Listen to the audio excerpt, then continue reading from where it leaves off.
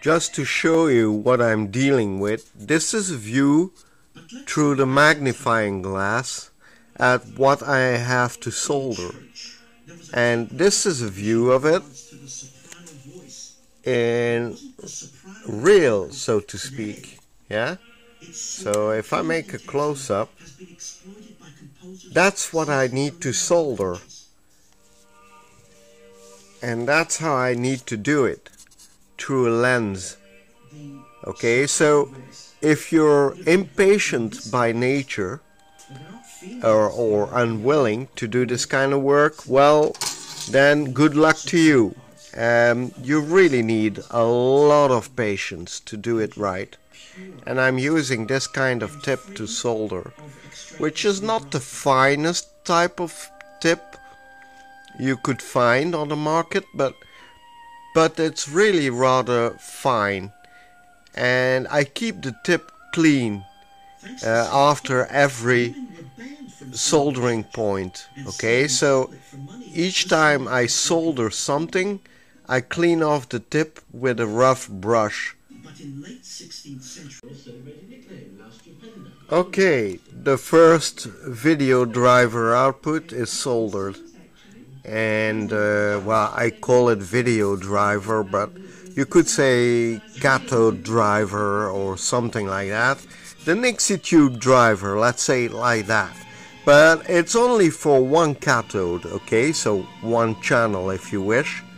So that's the reverse soldered. Now let me show you the component part. And there you go. These are the components. Okay, I'm not using any kind of miniature component or anything like that. I'm using off-the-shelf, commercially available parts. Okay? So there's really nothing special about these parts. The resistors are 1/4 watt, and the transistors are, the first one, the closest one to you, is an MPSA 92. The one behind it is an MPSA 42. So the first one is a PNP and the second one is an NPN. Now I'm using this type of transistor because they are high voltage resistant, okay? So their collector emitter voltage can go up all the way to 300 volts, which should make them resistant to any peaks in voltage when I'm switching the cathodes on and off from the Nixie tube. And there you go, the 10, you could call them video channels, okay, or the 10 drivers, and each will drive one cathode of the Nixie tube. And let me tell you, it was a lot of work putting it together. I think in all it took me about goodly 3 hours, maybe even a bit more. Now, before I start definitively assembling it all, I would like to connect each channel up separately and test it by connecting it up to the, you could call it the processor board. And if and when I know that each channel works, then I will connect it all up into one circuit. But before I can start testing each of the boards, well, testing them together I should say, I will clean the solder side, because there's a lot of residue on the solder side. Okay, so I'm going to clean that with some alcohol and a stiff brush. Well, this is it so far, and as a reference I placed an old EM34 tube right next to it. So as you can see, I'm really pushing the envelope here. Probably I can make it fit in something as tall as an EM34, but it will be close. It will be a really tight fit. But I'm going to give it a try anyhow. Now the thing is, of course, it will probably be a bit longer than the EM34, you know, because if I have to fit in the small IN2 tube with the print board, you know, inside the tube, well, you can tell it's going to be a bit longer. But I don't think that necessarily needs to be a problem. You know, if it's, say, about an inch longer, that still wouldn't pose that big a problem, because most of the time the EM34s are hanging in the air, so to speak, anyhow. So I think I can get away with it, with making it a bit longer than what the original tube was. In any case, the EM34, of course, isn't the largest kind of Magic Eye tube. There are bigger ones and much smaller ones. Now, if I were to make a circuitry similar to this for, say, an EM84, which is a much smaller kind of tube, a 9-pin tube, this wouldn't work. Okay, I'm using a 1/4 watt resistors and let's say all sorts of PCB mount parts, regular PCB mounting parts. If I were to mount something similar inside an EM84, it would have to be SMD, okay, so surface mount, and not this kind of part. Anyway, part of the exercise is to see how far I can push things with off-the-shelf parts and see how far I can take it. I think with a bit of pushing and shoving and bending, I can make it fit in something very close to a classical EM34 Magic Eye tube. So, well, let's see what I make of it. Well, there it is, the whole circuit, or practically the whole circuit, connected up, ready for testing. There are a few parts missing still, but I'll talk about those in a moment. Now, remember, this you could consider as being the CPU. Yeah, well, it's not really a processor board, but this is a board with the LM3915 and all the electronics for it, yeah, that influence the LM immediately. Yeah, these are the, you could say, the video driver boards, yeah, or the Nixie driver boards. Yeah, so it's always a pair of transistors and a pair of resistors. So pretty much like that, connected like that. Okay, so there are 10 pairs spread over 2 boards. Right, well, let's hook it up and see what happens. You may have noticed that I'm testing all the circuitry in stages. And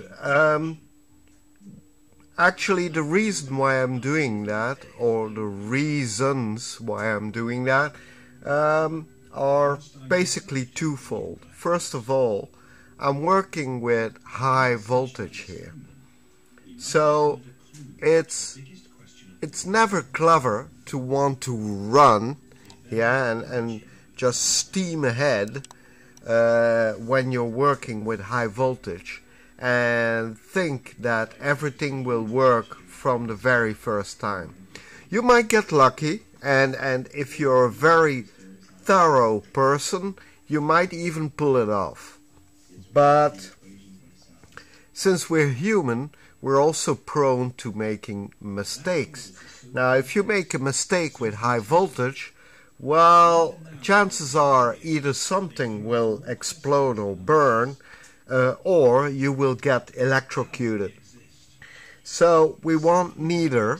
So that's why I'm going to test now the output module, or the Nixie driver module, but this time powered by B+ voltage. Okay, so in effect I'm going to simulate it being driven by the command module, which is flopping right now in the air right here, and is really doing nothing and is not actually connected to anything. So I'm going to touch in turn each of the bases of the channels, of the driver channels, with a crocodile clamp, which is at negative potential, or if you wish, at ground potential. And normally, as I touch each base of each channel, another cathode should light up. Right, we're going to test probably the simplest part of the circuitry, which is, there is a resistor on the command module right here, which drops the B+ to a more acceptable voltage level for the Nixie tube. And we need to test that. It's maybe only one part or one component, but it does need to be tested. And so that's exactly what we're going to do.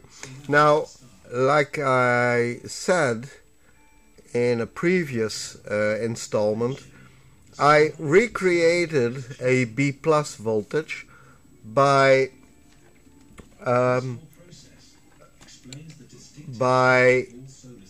rectifying the AC I get out of my variac, with these 4 diodes you see over here, which produces roughly 240 volts AC. So I connected up the anode of the Nixie to the dropper resistance on the command board, and I'm going to touch a few cathodes with the negative of the supply, and we're going to see whether that works. Well, normally it should. It's a very, very simple circuit, but in electronics, just like in all of engineering, nothing is proven until tested. So let's see what we get. Okay, we've got power. So now this lead is hot. Okay, so I connected up the anode of the Nixie. Let's see what it does if I touch a few cathodes. Okay.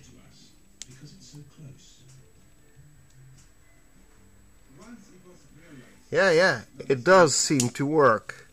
Let's switch out off the light and see what happens. Okay, that's number 3. That's number 2. I have to be a bit careful not to short with the anode. Number 5. By the way, number 5 looks like a number 2 on its head. I think they did that to save production costs. You know, they made a 2 cathode in the shape of a 5, or rather they made a 2 cathode which, if you turn it on its head, looks more or less like a number 5. Well, okay. Number 6, number 7, number 8, number 9. I think you can just about see it. Let me give you a slightly larger image. Okay, so I'll make a close-up of the Nixie tube so that you can see what it actually does when it lights up. Okay, so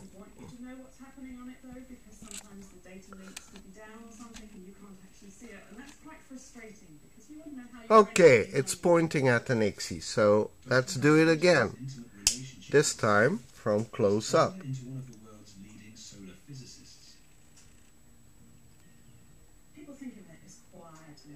Alright, the command module is hooked up to the LEDs, and you see I needed quite a few crocodile leads to connect them all up. So it's a bit of a tedious job, but okay, here you go. I connected up each of the channels of the command module to an LED. So let's see what it does if I vary the voltage on the measurement pin, pin 5 of the LM3915. Okay, here we go.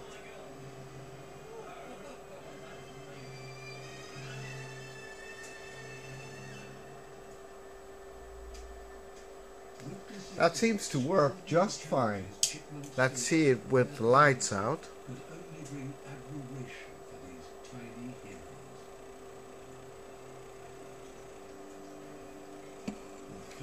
Yeah, I think the command module works just fine.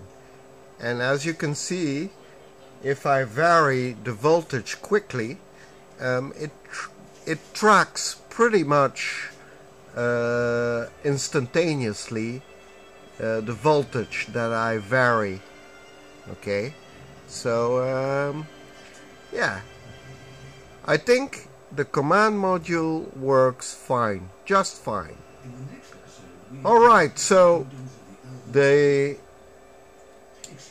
Nixie driver module works, the command module works. What we now need to test is whether the module will work under high voltage, so in effect under B+ voltage, and whether we can make the Nixie tube fire. Well, I'm going to test the video output driver, so to speak, yeah, or the Nixie driver module, which you see here, on low voltage. Okay, so I'm going to use my variable power supply, my small one because it's silent, to power a LED with each of the channels of the output or the Nixie driver board. Okay, so each channel in turn will be tested on low voltage. Okay, so you see the LED very faintly lighting up. Okay, right here. Okay, and that's the one that interests us. Okay, so here we go. I'm going to drive each channel in turn, and I hope you can see the LED. I think you can just about see it. Okay, so well, I'm going to touch each channel in turn and connect up each channel in turn. Okay, so that's one channel. Now this is the second one. It takes a little bit of time, of course, to hook up each channel in turn, and it's a tedious job, but you need to do it to make certain that well, that each channel works. Okay, here we go, touching the second channel.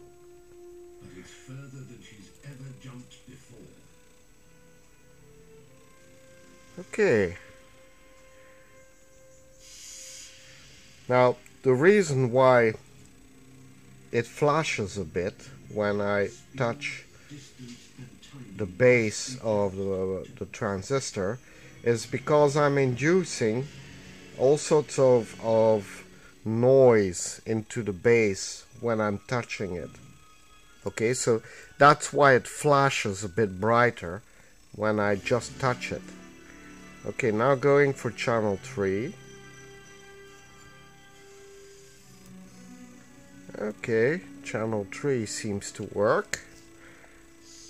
And so forth. So I'm going to go through all the channels one by one to test them out.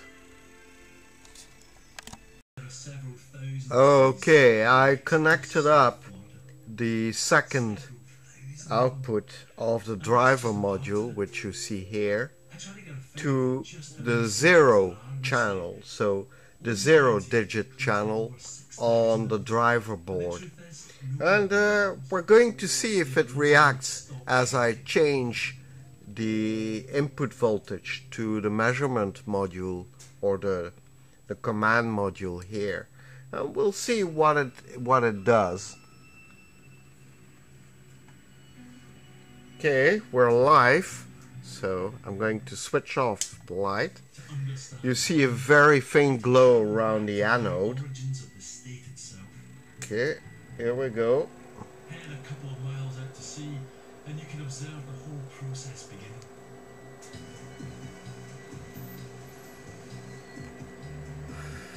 Yep, there goes the 0, and it switches back off again.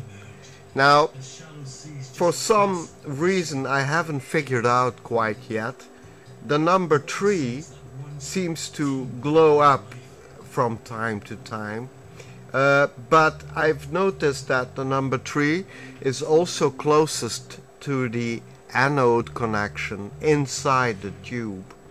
So I can't really explain why the anode, when there's no driver voltage, still glows a little bit, because I'm driving the whole tube with tiny little currents. Yeah, so maybe it has to do with the quality of the Nixie tube.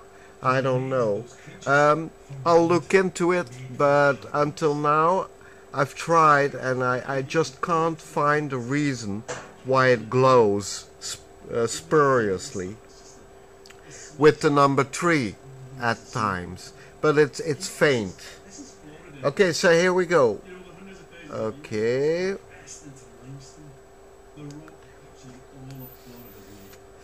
you see, as I drive a certain cathode, that flickering around the anode disappears completely, you know. So the channel 2 on the command board, yeah, works perfectly, as does channel 10 on the driver board. So that's great. Yeah, it switches on as I reach the appropriate voltage, and as I go over that voltage, it switches off again, as you can tell. Yeah, and that faint glow is the anode. So you also see that it doesn't switch on immediately, yeah, but it starts to glow faintly as you approach a certain voltage inside the measurement module, yeah, and the same thing happens as you depart from that voltage. So if I continue to go down very slowly, it should grow faint first to 0 and then switch off. Yeah, well, it never is quite the way you would want it to go, but well, trust me, it does grow fainter slowly and then it switches off, but it's so fast that the camera can't pick it up.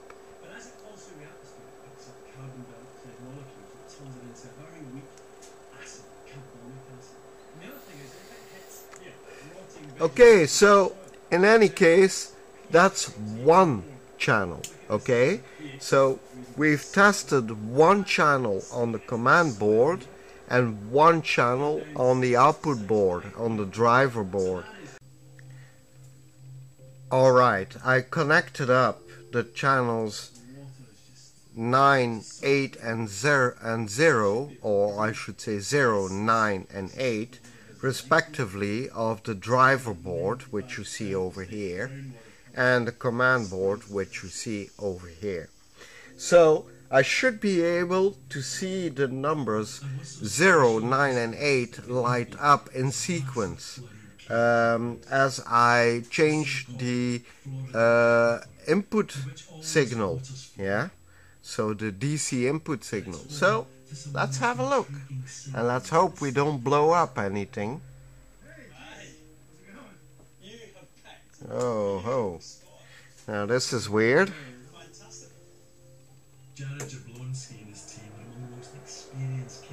Okay. Okay, there we go.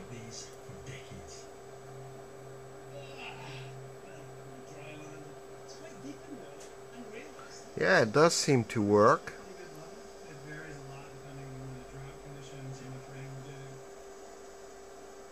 Let me switch off out the lights so you can see what happens.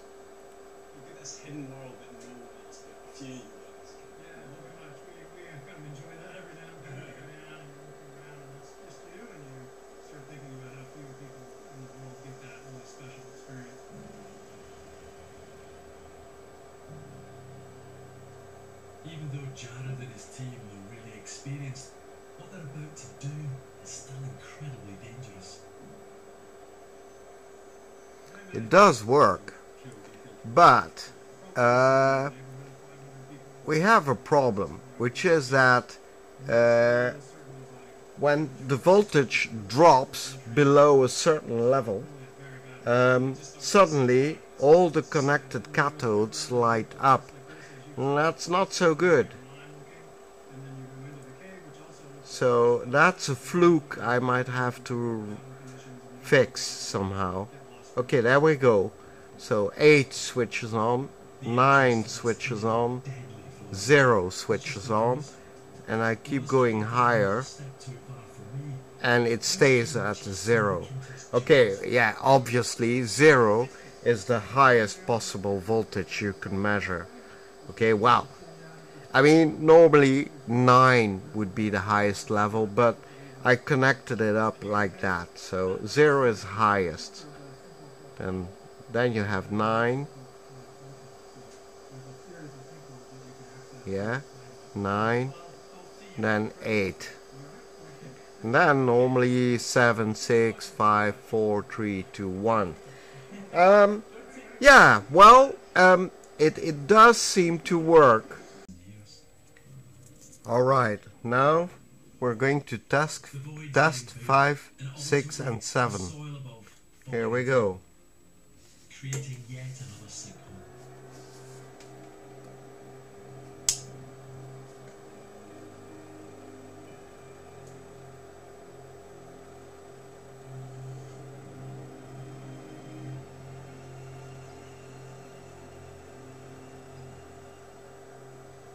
Five, 6, 7, 6, 5, 6, 7.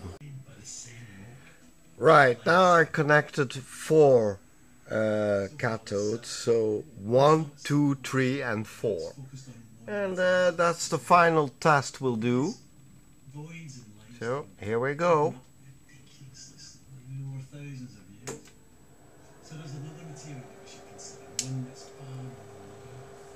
So there you go, at lowest voltage.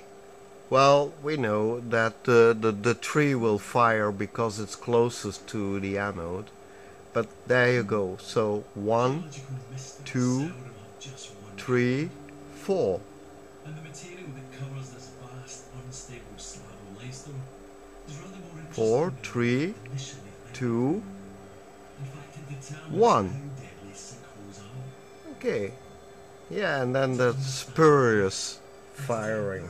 Okay, 1 obviously will always, well, should always light up when the system is switched on, obviously. I mean, 1 is the lowest signal level we would ever want to measure. Okay, so let's go up a bit with the voltage. There you go. Number 2. The camera is acting up a bit, but okay, wait. I don't know if you can see it, but it has trouble focusing. Okay, wait. Let me switch on the light. Okay. So there's number 2. Now number 3. Now number 4. Now we go back. So 3, 2, 1. Okay, so all the digits work. So what I need to do now is hook up the command module, yeah, which is here, this module. I need to hook it up permanently or semi-permanently to the driver board over there, so that I can work with the whole circuit without all these crocodile leads, because this is really dangerous. Okay, so if you're going to do something similar, beware, you know, because all those crocodile leads you see, you have to consider them as being live with B plus voltage, so with very high and potentially deadly voltage. Okay. Excuse me. I think we can trust the circuitry to work with all the cathodes connected up, and that's the next thing I'll do. And maybe then we'll have a go at trying to find a reason why I'm at absolute bottom voltage, all the cathodes light up. So maybe we might find a solution for that. Alright, I hooked up all the cathodes to the driver module, and I hooked up all the channels of the driver module to the command module. So, well, I propose to have a look at how the circuitry goes through driving all the digits from 1 to 9. I haven't found the reason why 0 doesn't work, but I get a sort of a garble of 3 and 9 instead of 0. So probably I made a small mistake somewhere, but I'll fix that. Anyway, here it goes. So digit 1, 2, 3, 4, 5, 6, 7, 8, 9. Remember, 9 should be the highest possible level, okay? So, but I probably made a wiring mistake, and I probably hooked up the digits in an incorrect order. But I can fix that rather easily. I just need to pin the driver outputs to a different pin, and that way I'll probably fix the error I made. In any case, as you can tell, all the digits work. So 9, well, except 0. So 9, 8, 7, 6, 5, 4, 3, 2, 1. Nice, eh? To see something work. Now, mind you, there are still a few problems I need to solve. First of all, of course, I need to solve the 0 that doesn't want to light up. But I also need to figure out why at the lowest possible voltage on the measurement pin, on pin 5 of the LM3915, why that provokes the firing of either the anode or some random numbers, you know, 3 and 9 in this instance. Now, mind you, the 3 and 9 cathode are the closest to the anode connection inside the tube. So it's possible that there's still some tweaking to do on the driver voltage, which drives all the channels. But it's something I need to figure out. Anyway, we're getting there. We're really close to making a circuit that works the way we intended it from the start. Namely, something that can measure voltages and display accordingly on the Nixie tube the voltage it measures. So one last time, just for fun, but this time with the light on. So here we go. 2, 3, 4, 5, 6, 7, 8, 9. Well, I made it as small as possible, and it looks a little bit messy, but this is only a test, how should I say, test position for the circuitry, okay? So in the end, I'm going to try to fit it all on top of that tube socket. Okay, you see down below in the picture. It's an 8-pin octal type of socket, which a EM34 uses, you know, something like this. Okay, this is an EM34. So, and as you can see, the EM34 also has an octal type of socket.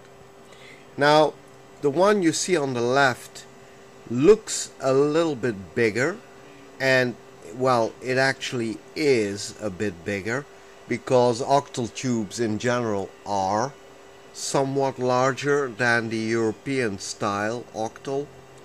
But the pins are at the exact same position the octal European style tube has. So that really shouldn't cause any trouble. Now, I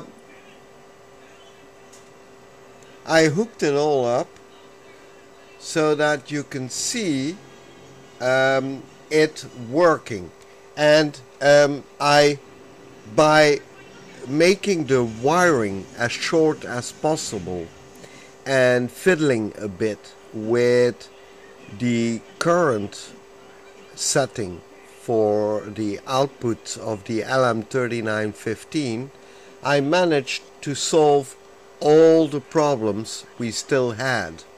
So the zero that wasn't showing up, and that annoying flickering at both ends of the voltage range it measures. Okay, I mean the flickering around the anode. So that also seems to be resolved. And now the design works exactly the way I always intended it to run. Let me show you.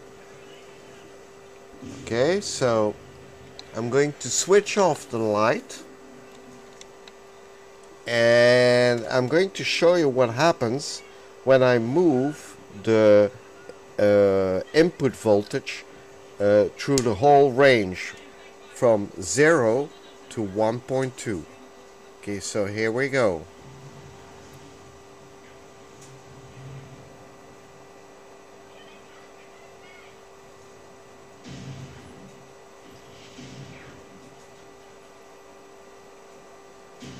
There you go. This is maximum. Okay, and no matter how high I go with the input voltage, the maximum stays displayed. Okay, so I don't have the number 10 obviously, so I'm just using the 0 to indicate you could say I'm dead center or I'm at maximum. Okay, so some of you might wish to hook it up differently, but well, you know. So there you go, that's the other end, that's the 0 level input signal. So you see there's absolutely no flickering of the tube, and you also see that it gradually changes from number to number. Okay, so let me make a close-up so that you can see it a little bit better.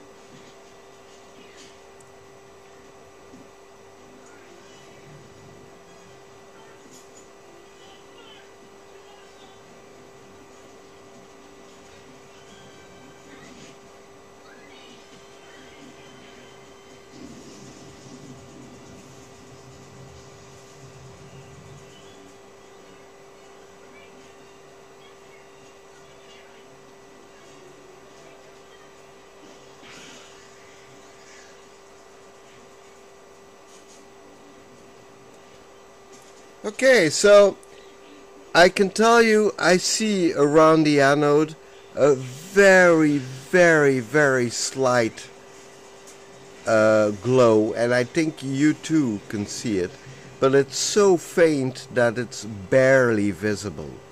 Okay, so it's really it doesn't bother me much, and in any case, at normal lighting like right now, you see nothing at all.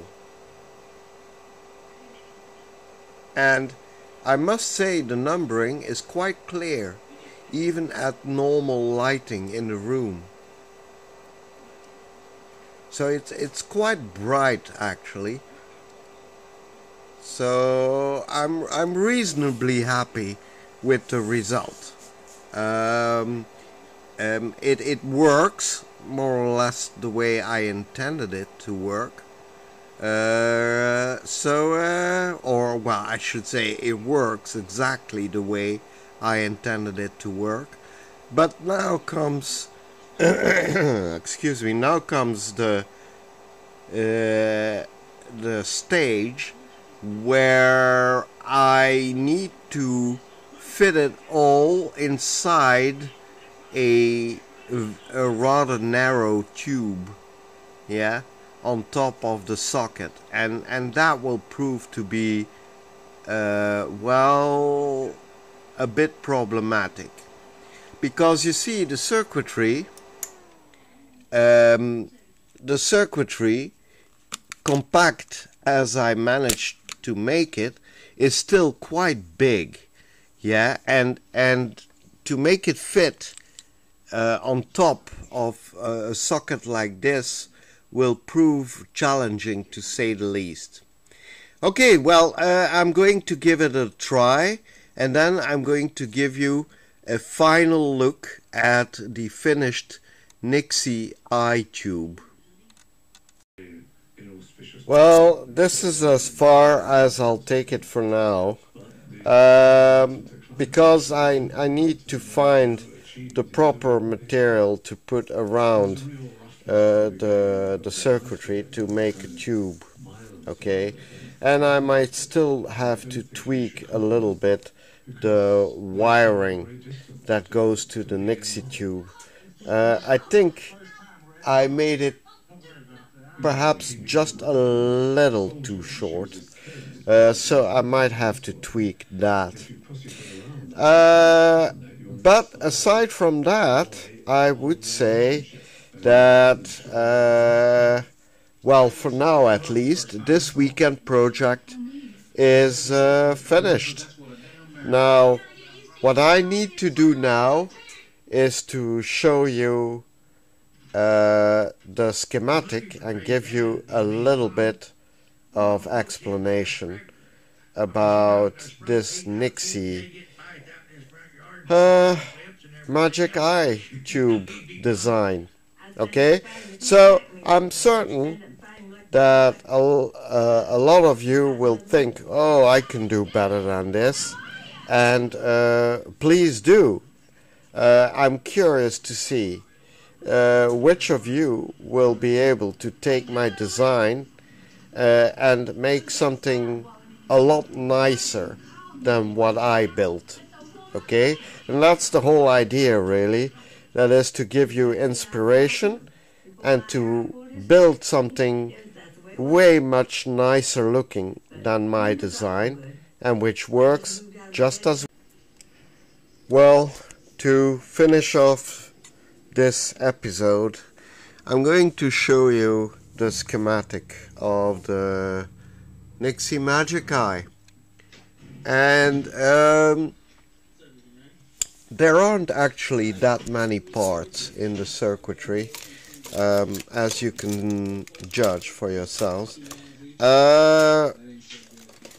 but the real problem, as it were, when you're going to make this, is that we want to make it small, you know, like there, you see, and if you want to make it even smaller than that with off-the-shelf standard parts, well, you better have a lot of patience, because all in all, making this took me about, I'd say roughly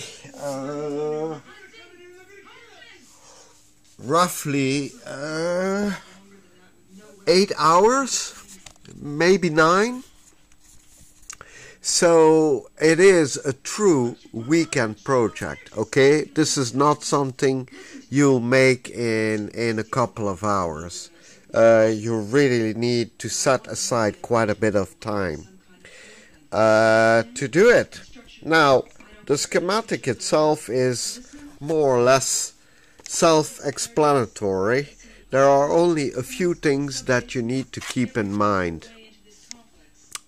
The first thing is that obviously I only drew 2 channels, okay? because each channel is just a repetition of the previous one.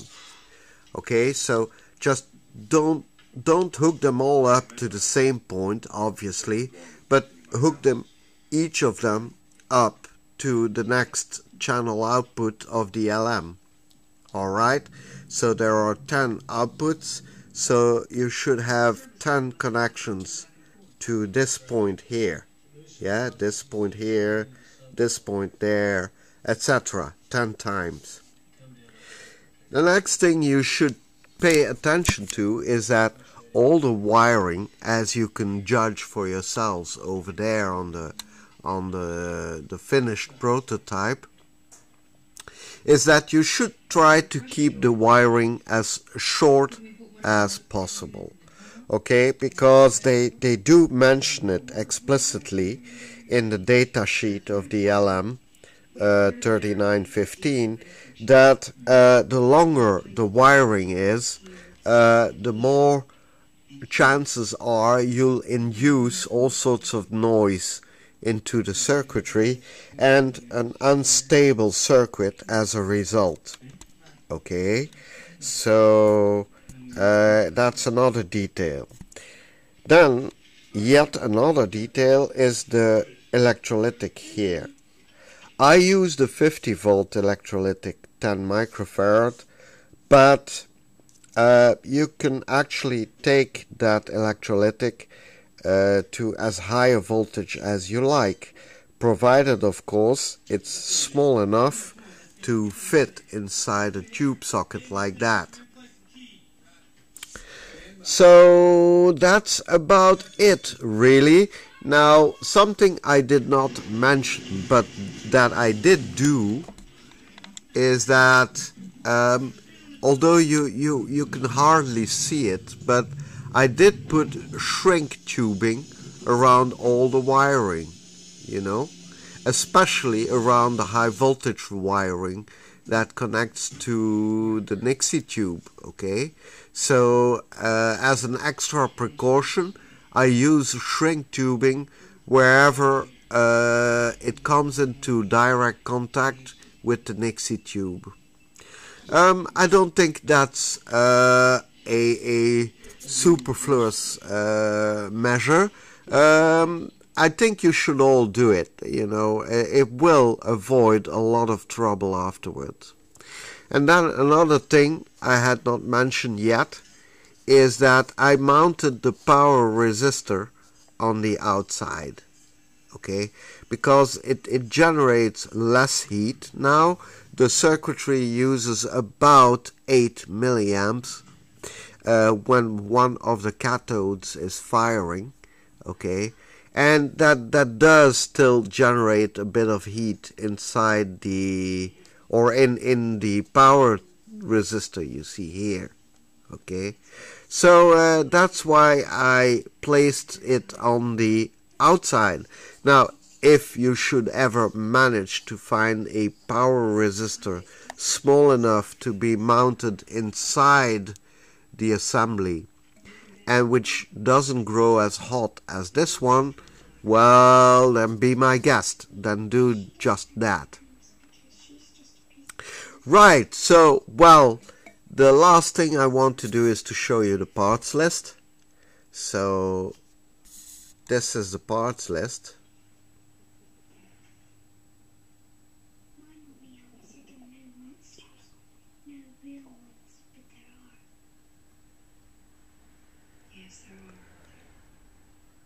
Okay, so if you buy these parts, you'll have everything you need to make a prototype like I built. Okay, so let's just try to give you an overlook of the schematic in one go. So that's the upper part.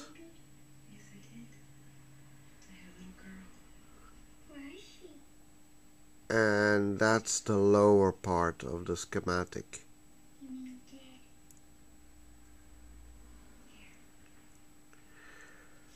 Okay, so there's only one more thing I need to tell you, that is good luck, be careful, and enjoy yourselves. I'm sure some of you will manage to build something far, far better than what I managed. And I'm really curious.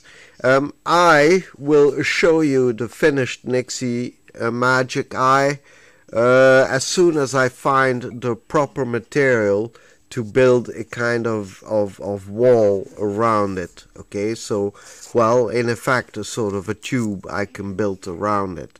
And as soon as I find a radio into which I can hook up my magic eye tube, well, then I'll give a little demonstration of my Nixie tube, my Nixie magic eye tube, functioning within a radio, so not off a breadboard. Well, that's it, guys. Hope you enjoyed this weekend project series, and I'll see you all back for other videos soon.